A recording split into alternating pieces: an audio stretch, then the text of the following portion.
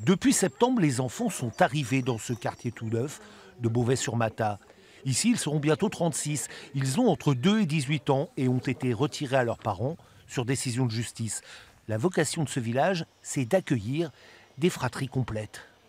Il y a des familles, 3 frères et sœurs par exemple, qui se retrouvaient placés chez 3 assistants familiaux différents. C'est vraiment leur éviter la double peine et que ces enfants soient accompagnés, grandissent ensemble. Le projet est porté par l'association SOS Village d'enfants et financé par le conseil départemental au titre de la protection de l'enfance. Dans chaque maison, les jeunes séjournent à plein temps. Ils vont à l'école, font du sport ou des activités, prises en charge comme dans une vraie famille. Ce sont des enfants qui, pour la plupart, ont eu un attachement qui n'était pas très sécure avec leur famille biologique.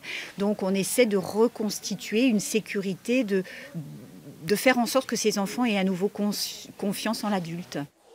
Car chaque groupe de frères et sœurs vit au quotidien avec un éducateur familial. Ils ne remplacent pas les parents absents, mais jouent leur rôle au quotidien à temps complet. Anne fait cela depuis près de 20 ans. Un véritable engagement. Tu joues à maman, elle joue à maman. Tout simplement, au moins pour avoir une récompense un jour ou l'autre, d'avoir un sourire à un enfant, de faire rire un enfant une journée. Voilà, c'est pourquoi je fais ça, c'est ça.